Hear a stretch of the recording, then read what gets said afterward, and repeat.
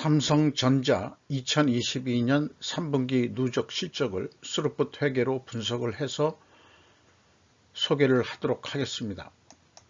매출은 16.8% 증가했습니다만 영업이익은 변동이 없습니다. 전년도 거의 동일한 실적으로 영업이익을 냈습니다. 하단에 나와 있는 내용 참조해 주시고요. 내용이 좋았다고 생각하시면 구독, 좋아요 꼭 부탁드리겠습니다. 그리고 1.5배속을 보시기 바랍니다. 오늘 뉴스에 ARM 퀄컴 소송 전 삼성전자의 불똥, ARM 설계 모바일 칩에 못 쓸 수도, 이런 제목으로 조선비즈 박진우 기자의 보도 내용이 있습니다.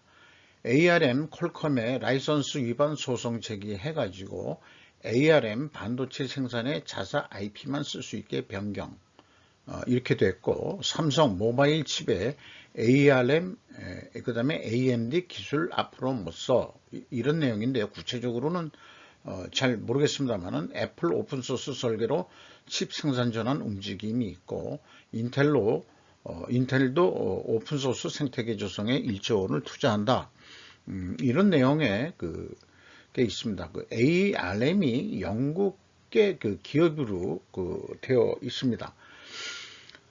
삼성, SK 하이닉스와 협력관계 강화할 것. 헤럴드 경제 오늘 날짜 김지현 기자의 뉴스 보도인데요.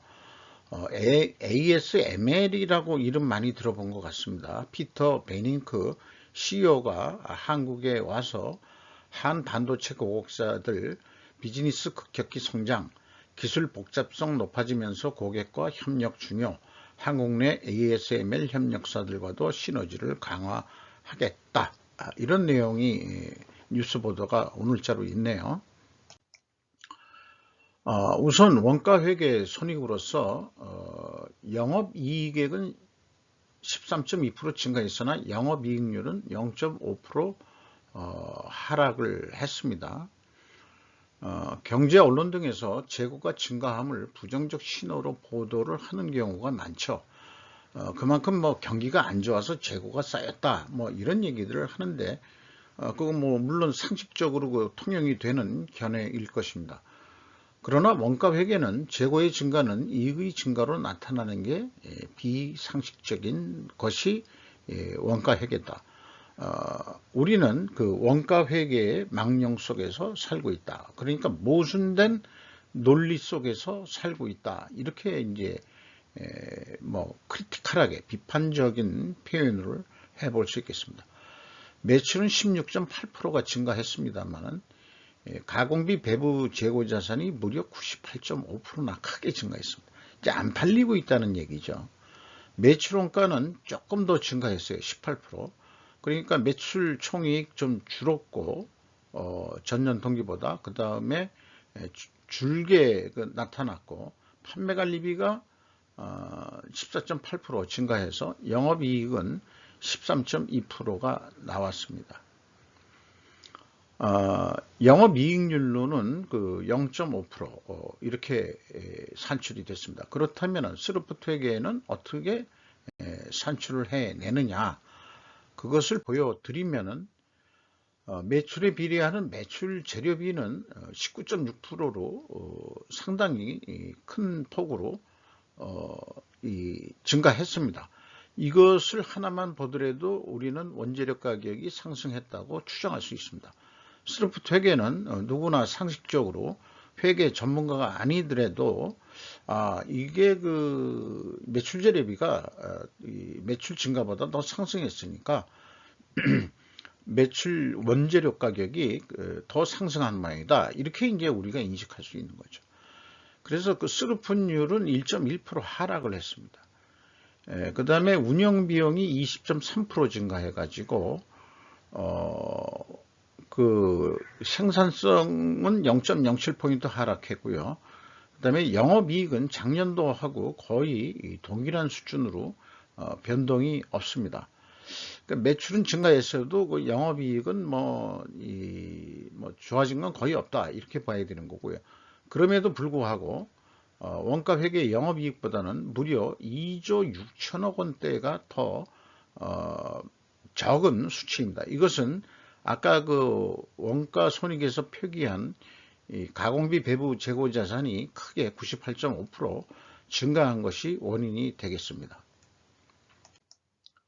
재고 자산 내역을 보면은 WCAI 재고가 무려 7조 8,568억 원이 증가를 했습니다. 전년도에는 한 9천억 원 정도 감소를 했는데 이번 3분기 말까지 물건들이 안 팔려 가지고 7조 8천억 원대가 현재 잠겨 있다는 얘기죠. 재고가. 그렇습니다. 이거에 의해 가지고 스루풋 손익을 계산했던 거고요. WCAI 회전율 하락은 원재료 가격 상승으로 아까 그 손익계산서에도 추정을 했습니다만은 그 다음에 스루풋율 하락은 판매 가격 인하로 입증해야 된다. 그게 이제 9.6 회전에서 5.7 회전으로 크게 떨어졌으니까 원재료 가격이 크게 상승했을 것이다 이렇게 보는 거고요. 그 다음에 스루풋율의 하락은 판매 가격이 내려갔다. 근데 실제 내려간 게 아니고 그 상대적으로 내려갔다. 원재료 가격보다 적게 올라갔으면은 하락했다. 이렇게 이제 다르게 표현할 수도 있겠습니다. 그래서 그 다음 장에 그 원재료 가격에 대한 얘기들의 데이터가 있습니다만은 평균 그 상승률이 12%입니다. 근데 그 재료 비율 비중이 67.2%거든요. 그러니까 가격 상승 압력률은 8.2%가 되는데 실제 그 제품들의 그 단순 평균 인상은 3.7%밖에 못했다. 그러니까 그 추론이 맞아 떨어진다는 얘기죠. 그러니까 원재료 가격이 올린 만큼 이 경쟁 구도 속에서 가격을 제대로 못 올려서 판매를 하고 있다. 그나마 또 안 팔려가지고 적게 올렸음에도 불구하고 재고가 7조 8천억이나 크게 증가했다는 게 삼성전자 3분기 말까지의 어떤 상황이 되겠습니다. 그 와중에 그 이자 부채 레버리지율은 좀 갚았습니다. 그 차입금을. 한국의 대표적인 기업이 원재료 가격 추이와 제품 가격 추이에 대해 하기와 같이 구두 설명으로 끝내고 있습니다. 이것을 그래도 눈으로 제가 좀 보기 좋기 위해서 일일이 하나의 그 표를 만들었는데요. 시간을 들여서. 여기에 제가 그런 요즘 느낌이 듭니다. 이렇게 친절하지 못한 그런 주석 내용들을 보면은 친절한 금자씨만큼만 해라. 이런 얘기를 제가 좀 하죠. 그래서 그 원재료 가격이 쭉 있는데 그게 이제 단순 평균을 했습니다. 12% 인상이 됐습니다. 거기에 비해서 그 제품 가격은 그 단순 평균으로 4%뿐이 인상을 못 시켰어요. TV 가격 내려가고 메모리 가격, 반도체 가격 내려가고 디스플레이 패널 가격 요거는 이제 저거죠. 이 휴대폰의 액정 화면 패널이라고 그러는 것 같은데 요거만 이제 22% 크게 증가한 거로 그렇게 되어 있습니다.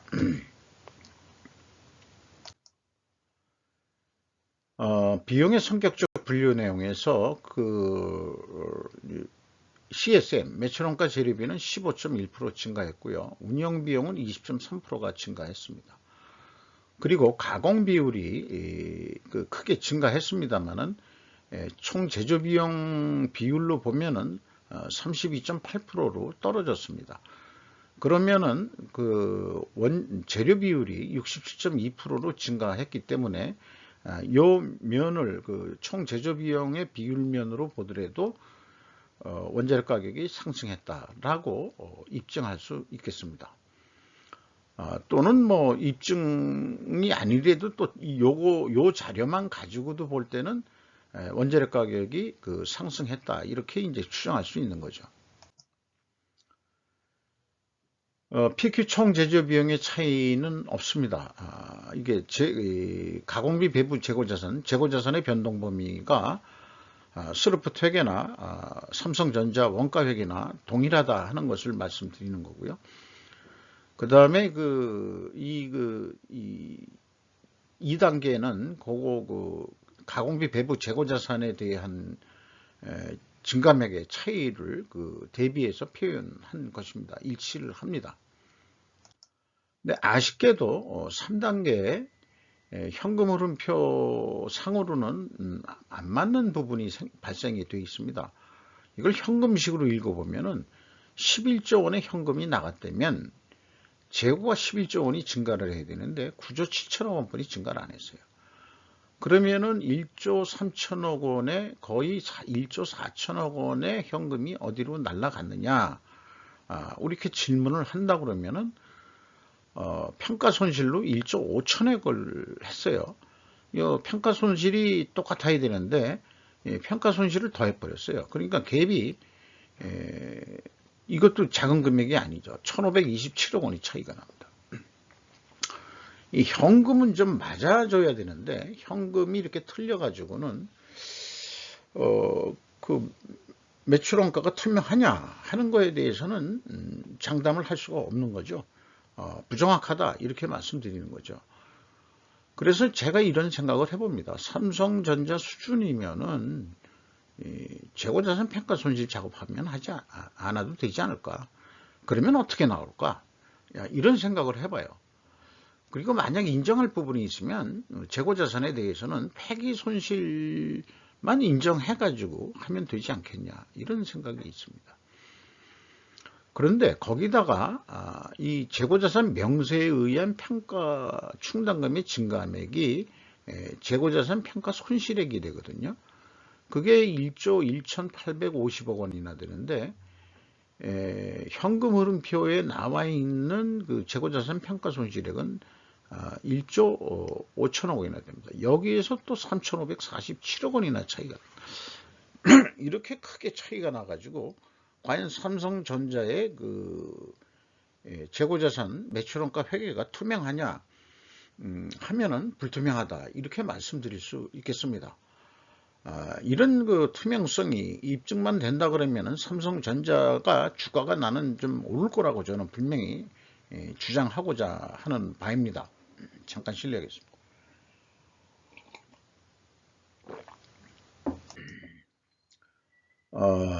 운영비용 중에서 인건비가 11조 7,657억 원이 집행이 됐는데 전년 동기보다 12.3% 증가했습니다.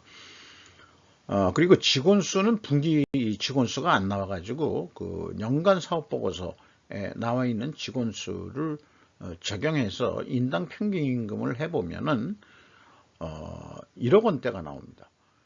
그래서 2021년 3분기보다 한 8.6% 증가가 됐다, 인상이 됐다 이렇게 봐지는데요. 연간 연봉은 거의 1억 3천 정도 예상이 됩니다. 매우 우량한 기업이면서 누구나 삼성전자에 들어가고 싶겠죠. 이런 기업입니다. 거기다가 직원 수가 11만 3천 명입니다. 이게 뭐 소도시 이상의 어떤 기업이죠. 뭐 결혼하신 분들 따져서 그냥 곱하기 3만 해봐도 거의 뭐 30만이 사는 도시를 운영하고 있다. 그러니까 삼성전자 이 하나만 하더라도 적어도 어떤 이 도지사 이상의 어떤 독립된 나라를 움직이고 있는 그 정도 수준 아니겠느냐 이렇게 생각을 합니다. 경기도 동탄 그 다음에 평택 뭐 이런 데는 거의 뭐 삼성시라고 해도 과언이 아닐 거라고 생각이 듭니다. 그리고 외주비가 15.6% 증가했고요. 근데 이 운영비용 중 비중은 그렇게 높진 않습니다. 워낙 규모가 큰 기업이기 때문에. 그리고 이제 유틸리티비가 이제 2조 6천억 원인데 이게 이제 ES적인 측면에서 이거를 이렇게 표현해 주고 있는 것 같은데, 이 전자회사가 의외로 이 에너지 비용 포함해서 유틸리티라고 그러면은, 물, 전기, 그 다음에 스팀, 그 다음에 그 에어, 뭐 이런 거요. 이런 것들의 그 비용이 많이 들어. 그러니까 이제 청정 생산해야 되니까 에어를 또 많이 쓸 겁니다. 이런 이 업종의 특징이 있네요. 3분기까지 실적을 통해 가지고 그 62% 재고가 증가를 했는데 전체 그 증가율은 이거를 30% 낮춘다면 기대이익보다 영업이익이 적어지게 됩니다. 그래서 예상하는 것은 한 221조 정도 하지 않겠냐. 뭐 220조 정도 되면 뭐 저희 그 개인을 볼 때는 1조만 하나 해도 감이 안 오는 금액인데 1억 원이라면 이제 감이 오는데 221조면 도대체 얼마 정도의 큰 규모일까 하는 것은 이제 저희 같은 소시민들은 감이 안 옵니다. 우리나라 그 예산이 600조 가까이 된다니까 3분의 1 정도 600조가 넘었다고 그러죠. 그러니까 3분의 1 정도를 매출을 일으키는 회사입니다. 그래서 이거를 어떤 납품 가격이라고 가정을 비유를 해서 얘기를 한다 그러면은 이게 이제 계획은 뭐 한 그 원 단위로 얘기하죠. 그냥 그 얘기하기 좋게 한 3,200만 원 남기로 했는데 계약이 이제 뭐 우수리 떼고 한다면은 한 4,200만 원으로 결산이 될 거다. 재고가 62% 올랐는데 이제 3개월 동안에 30%를 줄인다는 거로 얘기가 됩니다. 그러면은 실질적으로 계약된 그 영업이익보다 좀 낮게 나옵니다. 3,800만 원으로.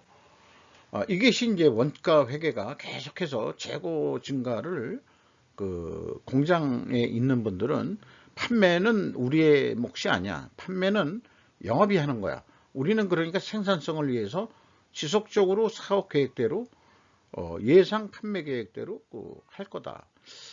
그래서 재고가 그렇게 62%까지 올랐는지. 근데 그 가공비 배부 재고 자산은 뭐 한 90 몇 %까지 오른 거죠. 증가한 거죠. 그러니까 영업 수요에 맞춰서 생산량 조절을 해야 되는데 그걸 왜 못할까? 뭐 이런 아쉬움이 있습니다.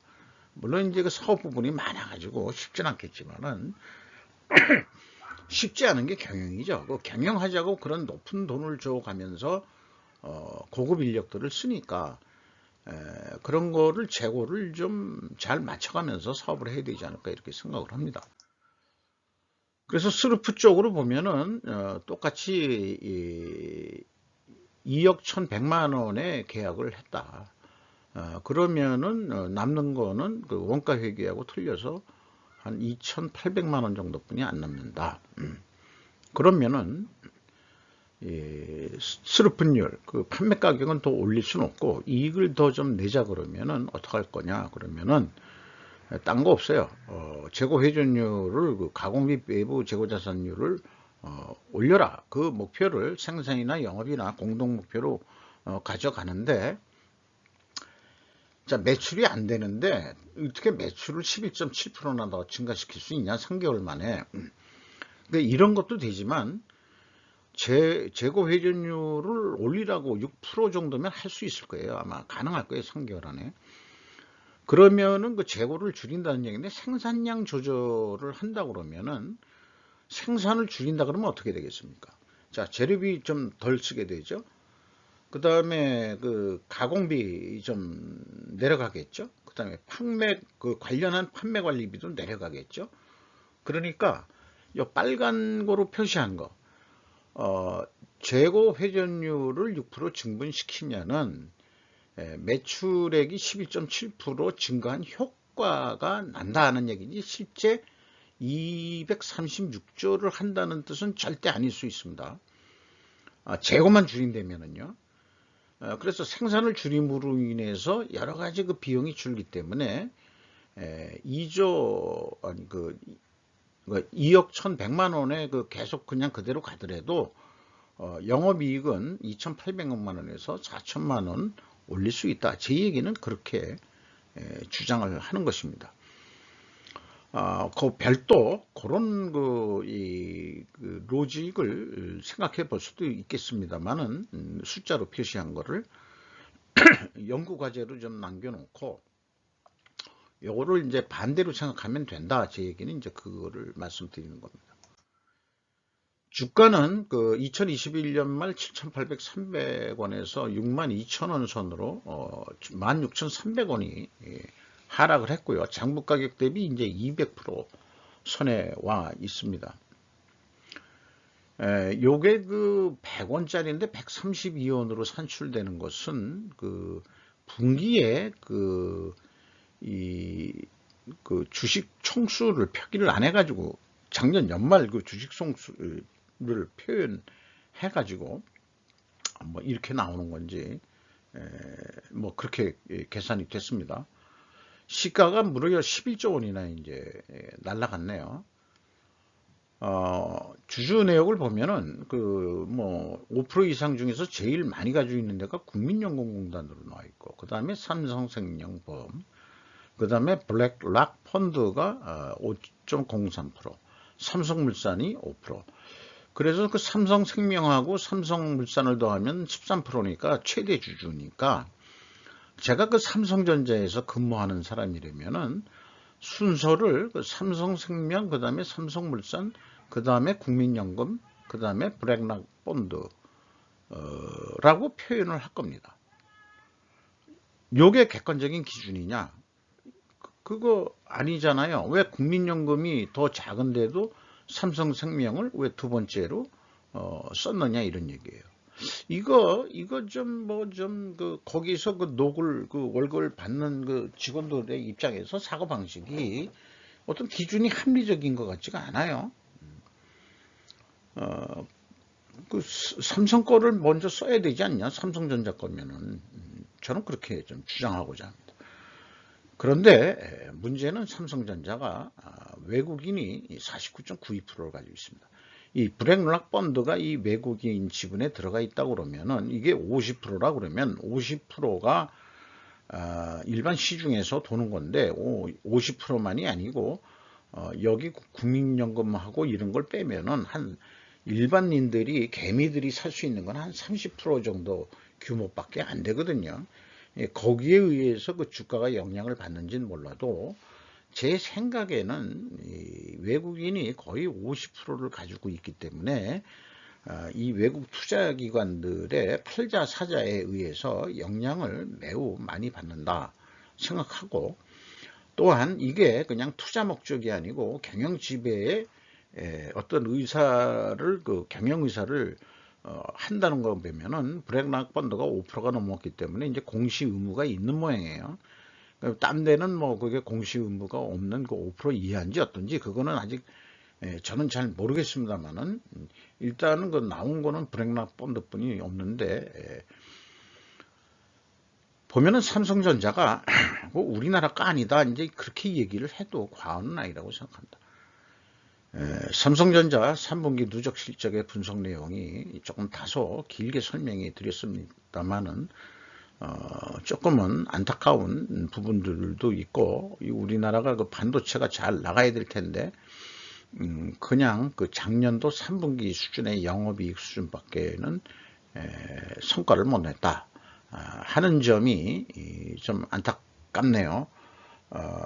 우리가 그 미중 그 반도체 그 규제에 의해서 삼성전자하고 그다음에 SK 하이닉스가 중국에 공장이 있는데 아마 거기를 슬슬 이 구형으로 점점 이렇게 닫아 나가는 그래야 되는 거 아닌가 하는 생각이 있습니다. 이상 마치도록 하겠습니다.